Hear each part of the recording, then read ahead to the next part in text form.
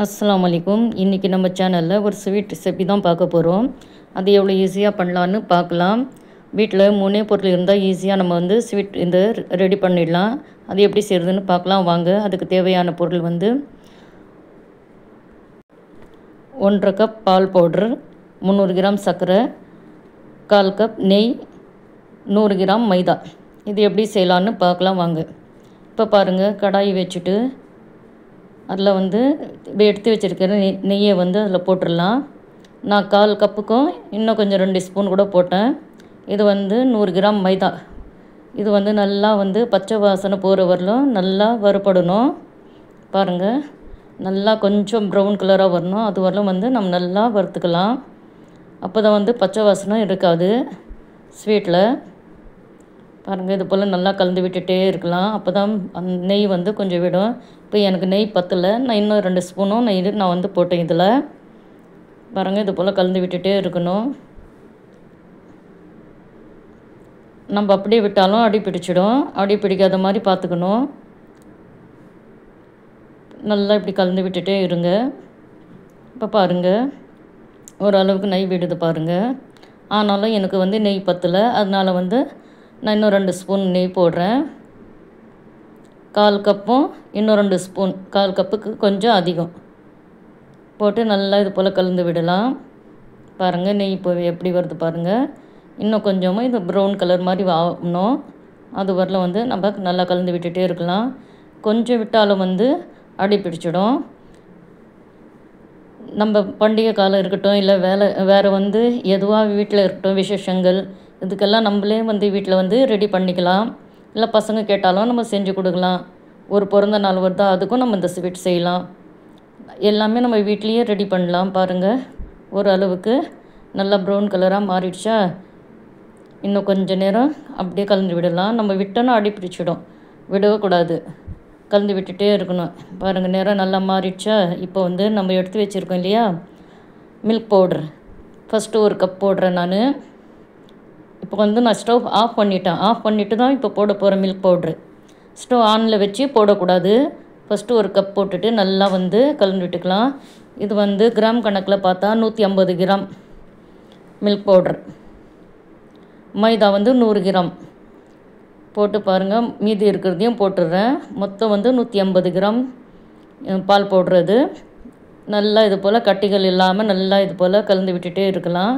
ஆனால் ஸ்டவ் ஆனில் இருக்கக்கூடாது, ஆஃபில் தான் இருக்கணும். ஆஃபில் வச்சு தான் இது போல் பண்ணணும். பாருங்கள், இப்போ நம்ம எடுத்து வச்சுருக்கோம் இல்லையா சர்க்கரை, 300 கிராம். அது கரெக்டாக கப்பளவில் பார்த்தா 1/2 கப்பு.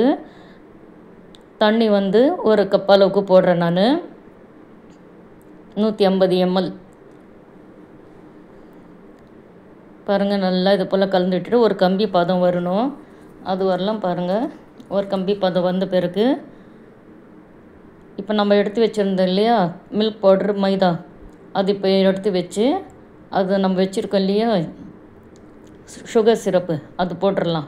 எல்லாத்தையும் போட்டுட்டு ஸ்டவ் ஆனில் இருக்கக்கூடாது, ஆஃப்லேயே தான் எல்லாமே நான் பண்ணிகிட்ருக்கிறேன். இப்போது இது போல் கலந்து விட்டுட்டே இருக்கலாம். அதுவே அப்படியே கெட்டி ஆகிடும். கெட்டி ஆகிற வரல நல்லா நம்ம இப்படி கலந்து விட்டுட்டே இருக்கலாம். நம்ம ஸ்டவ் ஆனில் வச்சோன்னா அடி பிடிச்சிடும். அதனால் ஸ்டவ் ஆஃபில் வச்சு தான். ஏன்னா ஏற்கனவே நம்ம மைதா நல்லா வறுத்து விட்டுட்டோம். நெய்லேயே நல்லா பொன்னிறமாக இது பண்ணிட்டோம் நம்ம அது. அதனால் ஸ்டவ் ஆனில் வைக்கக்கூடாது. இதை போலையே கலந்து விட்டுட்டே இருந்தோன்னா அது கெட்டி ஆகிடும். பாருங்கள், இது போல் ஈஸியாக எல்லாமே செய்யலாம். ஸ்வீட்லாம் ஈஸியாக நம்ம வீட்லேயே செய்யலாம். பாருங்கள், எந்த ஒரு ஃபெஸ்டிவலுக்கும் நம்ம செய்யலாம். நம்ம வீட்டில் இருக்கிற நல்ல நல்ல விஷயத்துக்கெல்லாம் நம்ம வீட்லேயே ரெடி பண்ணிக்கலாம். வெறும் பாருங்கள், பால் பவுடரும் மைதா வச்சு எவ்வளோ 1/2 கிலோவுக்கு மேலேயே இருந்துச்சு ஸ்வீட்டு. நல்லா ஒரு கெட்டி பதத்துக்கு வந்துடுச்சா. இப்போ ஒரு தட்டுக்கு மாற்றிடலாம் நம்ம. பாருங்கள், இப்போ மாற்றிட்டு என்ன பண்ணோன்னா அப்படியே கொஞ்சம் நேரம் கையாலேயே நம்ம நல்லா பிசைஞ்சு விடலாம். பாருங்கள், இது போல் நல்லா கொஞ்சம் நேரம் பிசைஞ்சு விட்டுட்டு எப்படி ஆயிடுச்சு பாருங்கள், செட் ஆகிடுச்சுல்ல எல்லாமே. இதே போல் இது பண்ணிவிட்டு நான் 2 பாகமாக பண்ண போகிறேன். ஒன்றுத்தில் கொஞ்சம் கலர் சேர்க்க போகிறேன். கொஞ்சமாக எடுத்து நிறைய இருக்கிறது அப்படியே ஒயிட் கலர்லேயே வச்சிடலாம் நம்ம. பாருங்கள், உங்களுக்கு என்ன கலர் பிடிக்குதோ அந்த கலர் போட்டு நீங்கள் ரெடி பண்ணலாம். நான் வந்து இதுக்கு பிஸ்தா கலர் தான் போட போகிறேன். பாருங்கள், இது வந்து ஒரு தட்டு நான் போட்டு அது மேலே ஒரு கவர் வச்சுருக்கேன். பாலித்தீன் கவர் வச்சு பெரிய இதுவாக பட்டா வச்சுருந்தேன் இல்லையா, அது வந்து இது போல் நல்லா இது பண்ணிக்கலாம். ரவுண்ட் பண்ணிவிட்டு நல்லா பிசைஞ்சு விட்டுட்டு இது போல் பண்ணிக்கலாம். நம்ம தட்டி விட்டுக்கலாம். பாருங்கள், இது போல் கலந்து விட்டுட்டே இருந்தோன்னா நல்லா சாஃப்டாக ஆகிடும். அதுக்கப்புறம் இது போல் பண்ணிவிட்டு நம்ம ரோல் பண்ணிடணும். இது அப்படியே தனியாக வச்சிடலாம். பாருங்கள், ஒரு ரொட்டி கட்டை எடுத்து இது போல் கொஞ்சமாக இது போல் சமப்படுத்திட்டு இது வந்து இப்போ நம்ம வந்து தனியாக எடுத்து வச்சிடலாம். இப்போ கொஞ்சமாக எடுத்து வச்சுருந்தோம் இல்லையா, அதில் கொஞ்சமாக நான் கலர் சேர்க்குறேன். உங்களுக்கு எந்த கலர் வேணுமோ நீங்கள் அந்த கலர் போட்டுக்குங்க. சேர்த்து உங்களுக்கு தேவையான கலர் நீங்கள் சேர்த்துக்குங்க. நான் வந்து பிஸ்தா கலர் சேர்த்துருக்கேன். இது போல் நல்லா கலந்து விட்டுட்டு கலர் வந்து எல்லா இதுலேயும் வர்ற மாதிரி நம்ம செய்யணும். இப்போ பாருங்கள், இதுவும் வந்து அதே போல் நல்லா தட்டி விடலாம். செஞ்சுட்டு நம்ம மேலே இப்போ செஞ்சு வச்சுருந்தோம் இல்லையா ஃபஸ்ட்டு, அது கொஞ்சம் தடிப்பாக இருக்கணும். இது கொஞ்சம் மெலிசாக இருந்தாலும் பரவாயில்ல. இது அதுக்கு மேலே வச்சுட்டு அப்படியே வந்து நம்ம ஷேப் கரெக்டாக பண்ணிக்கலாம். நல்லா ஷேப் பண்ணிவிட்டு நம்ம ரோல் பண்ணிக்கலாம். அப்படியே நீங்கள் அப்படியே பாலித்தீன் கவர்லேயே கூட நீங்கள் அப்படியே கூட பண்ணலாம். இல்லை உங்களால் இது போல் செய்ய முடிஞ்சிச்சுன்னா இது போலையும் செய்யுங்க. நீங்கள் அப்படியே பாருங்கள், நான் கவர் இல்லாமல் தான் பண்ணுறேன். அப்படியே பண்ணிவிட்டு இப்போ ரோல் பண்ணிக்கலாம். நம்ம நல்லா ரோல் பண்ணிவிட்டு அப்படியே இது போல் கவர்லேயே நம்ம மடித்து கொஞ்சம் நேரம் ஃப்ரிட்ஜில் வச்சிடலாம். ஒரு 5 நிமிஷம் இல்லைன்னா 10 நிமிஷம் அப்படியே ஃப்ரிட்ஜில் வச்சிடலாம். நம்ம பாருங்கள், 10 நிமிஷத்துக்கு அப்புறம் எடுத்து மறுபடியும் இது ரோல் பண்ணணும். நம்ம எவ்வளோ உங்களுக்கு மெலிசாக வேணுமோ அவ்வளோ மெலிசுக்கு நீங்கள் ரோல் பண்ணிக்கோங்க. பாருங்கள், இல்லை உங்களுக்கு அப்படியே வேணும்னா கூட நீங்கள் பண்ணிக்கோங்க. பாருங்கள், இன்னும் கொஞ்சம் ரோல் பண்ணி எனக்கு இடம் பத்தலை, அதனால தான் இது தள்ளி வச்சு பண்ணுறேன் நான்.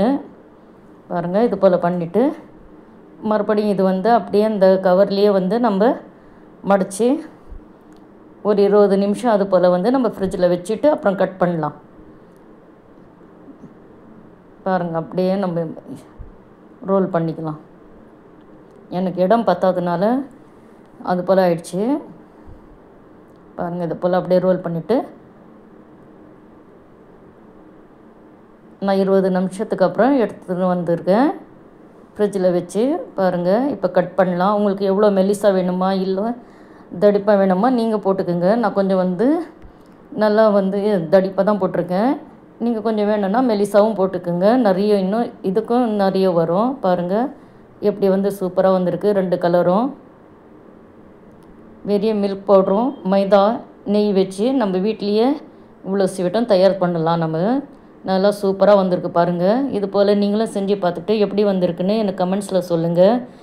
லைக் பண்ணுங்கள், ஷேர் பண்ணுங்கள், கமெண்ட் பண்ணுங்கள். மற்றவங்களுக்கும் நீங்கள் ஷேர் பண்ணுங்கள். அப்போ தான் மற்றவங்களும் பார்ப்பாங்க. உங்களுக்கு இன்னும் ஜாஸ்தியாக வேணும்னா நான் சொன்ன அளவு வந்து அதோட கொஞ்சம் ஜாஸ்தியாக நீங்கள் பண்ணிக்கோங்க. நான் இப்போ 150 கிராம் பால் பவுடர் எடுத்தேன், 300 கிராம் சர்க்கரை, 100 கிராம் மைதா எடுத்திருக்கேன் இல்லையா. உங்களுக்கு இன்னும் ஜாஸ்தியாக வேணும்னா இன்னும் கொஞ்சம் ஜாஸ்தியாக எடுத்து நீங்கள் பண்ணுங்கள். ஏன்னா ஃபெஸ்டிவலுக்கு நீங்கள் எல்லாேருக்கும் கொடுக்க வேண்டியதாக இருக்கும். அதனால் வேணும்னா நீங்கள் இன்னும் அப்படியே டபுள் மடங்காக பண்ணிக்கோங்க. செஞ்சு பார்த்துட்டு எப்படி வந்திருக்குன்னு எனக்கு கமெண்ட்ஸில் சொல்லுங்கள். லைக் பண்ணுங்கள், ஷேர் பண்ணுங்கள், கமெண்ட் பண்ணுங்கள். மறக்காமல் சப்ஸ்கிரைப் பண்ணிக்கோங்க. தேங்க்யூ.